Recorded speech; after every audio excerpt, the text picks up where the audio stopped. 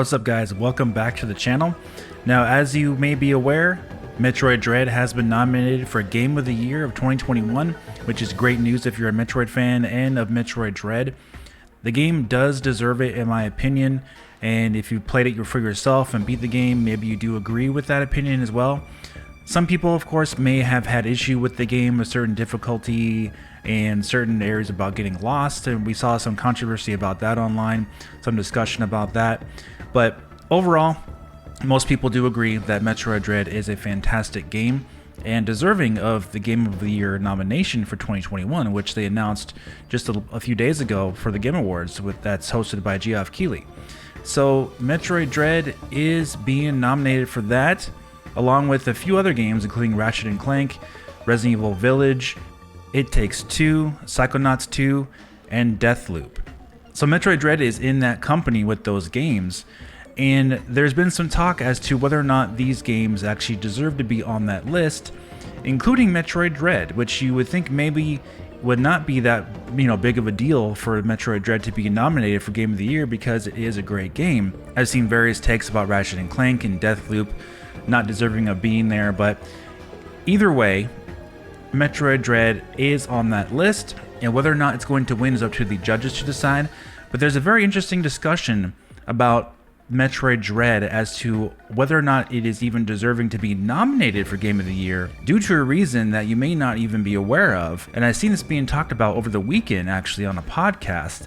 And if you're not following Air Cuts for the Win on her Backlog podcast, I highly suggest you subscribe to her channel and check out her podcast. It's very good. But they had a guest on their show over the weekend on the Backlog talking about the Game of the Year nominees and whether or not which game deserves to be there and which should be there instead.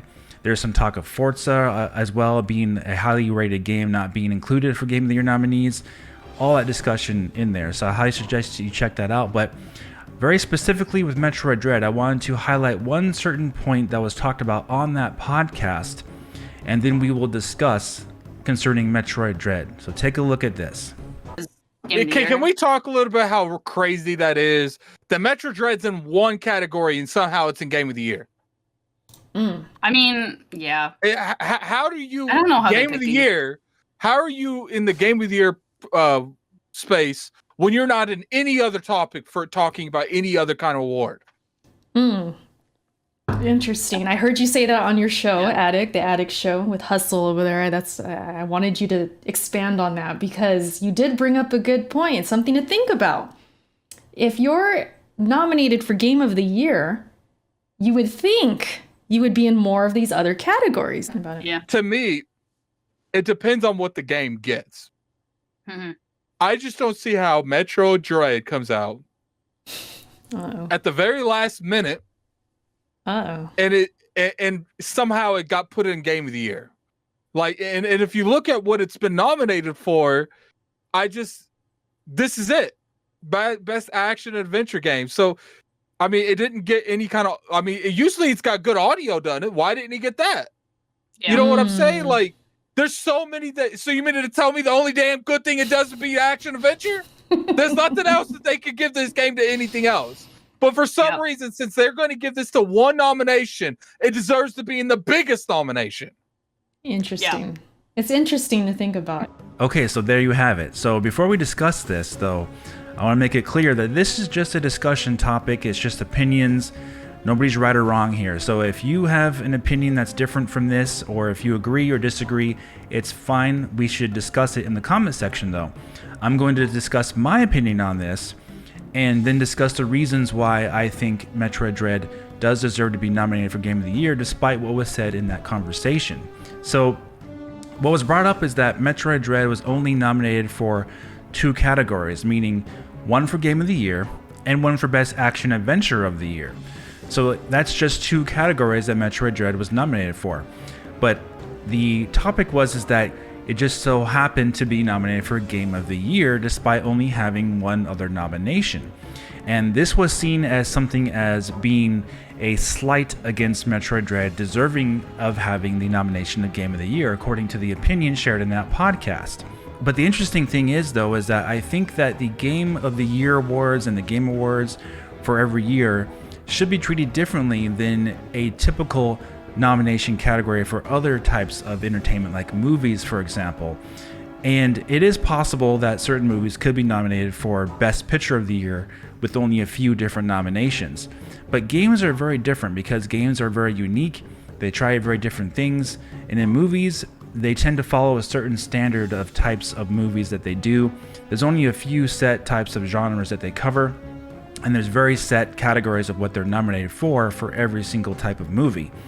So for video games, it's still kind of a newish concept to have a Game of the Year award, type of thing. It's only been going on for not very long compared to movies, for example. And the categories keep updating and changing as far as what they're adding and taking away. You got esports, you have different independent games that are being nominated, best ongoing game, things like that. They even have best content creator of the year for the Game Awards as well. So the way they do the actual nominations on the Game Awards is ever changing and ongoing. And for Metroid Dread to be nominated for Game of the Year for 2021, while only having, quote unquote, only having another nomination for Action Adventure Game of the Year, it makes sense because of what type of a game Metroid Dread is and what the actual nominations are for the other categories as well. Then nothing really fits Metroid Dread, like best graphics, best, sound design, that kind of stuff. Even though you may disagree or agree, Metroid Dread is very much a gameplay oriented type of experience. First and foremost, it's fun, it's atmospheric, it focuses on bosses, level design, and things that very much pull you into the game itself, into a complete package. So there's nothing like that actually on the Game Award nomination list that fits Metroid Dread other than best, action adventure game. Because the way the game is, like we said, the nominations just don't fit that type of category. And the same can be said for games like Ratchet and Clank as well. Ratchet and Clank, there's no really nomination for best SSD drive use for that game, which that game makes use of the SSD for its Rift travel, basically, in that game. There's nothing really that covers that category. There's no point to. But it did change the gameplay aspect of Ratchet and Clank for the better, some would argue. And I do think the game is really good myself. But Metroid Dread, this opinion of having a certain amount of nominations to be, worthy of Game of the Year, I personally don't agree with at all, basically because games are just so different in of themselves. They're created differently, they have different types of, goals in mind when they're being made, and Metroid Dread definitely fits that category as a game that's very much its own thing. And there's no category, like I said, for best bosses, best Metroidvania type of experience, best 2D platformer, best controls. There's nothing like that at the Game Awards that covers those things. I don't even think there's even a best gameplay nomination for the Game Awards either. So really, when you think about it, there's nothing there that Metroid Dread would qualify for, because there's simply no options for people to vote for Metroid Dread to fit in there. So Game of the Year really is the only one when you think about it, and action adventure game. Those are the only ones that really apply to Metroid Dread, because remember also, Game of the Year, it's being treated as something separate than these other nominations. A very good example is Cyberpunk 2077 being nominated for Best RPG of the Year and Best Soundtrack of the Year.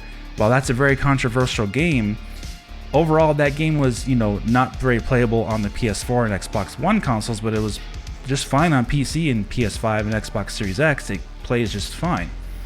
And as far as what it's up against for RPGs, if you actually played the game, the actual, full game yourself, the game is actually not that bad in my opinion. It's actually pretty good.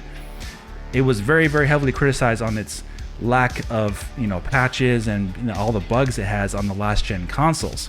The actual game itself, though, was pretty good in my opinion. I enjoyed it. That putting aside, though, Cyberpunk being nominated for 2 awards and Metroid Dread being nominated for 2 awards are 2 separate things, 2 separate categories. But we have to remember that each category is being treated differently. So there's no checkbox, so to speak, as far as the rules are concerned, that a game has to get a certain amount of nominations in order to qualify as Game of the Year. There's nothing like that. There's never been anything like that with the Game Awards. There's no like stipulation that such and such game needs to be nominated for 5 things and then they can qualify to be nominated for Game of the Year. It doesn't work that way. Like, for example, Deathloop has far more nominations than Metroid Dread does, and it's also nominated for Game of the Year, but the Metacritic score is exactly the same at 88. So it's very much not applying and related to each other, these things of having nomination amount and Game of the Year being nominated for, because like we said, every single game is different. And just because there's no categories that fit that certain game description doesn't mean they're not deserving of Game of the Year. And Metroid Dread is very much one of those games that is very deserving of being nominated for Game of the Year and actually winning Game of the Year as well. But I'm very curious to know what you guys think about this opinion.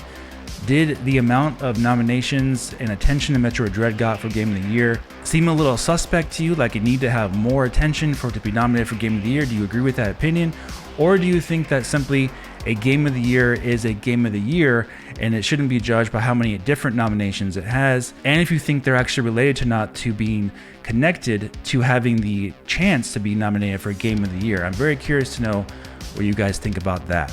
Alright guys, thanks so much for watching, and if you enjoyed this video, please hit the like button and subscribe for more, and I'll talk to you very soon in the next video. Have a great day.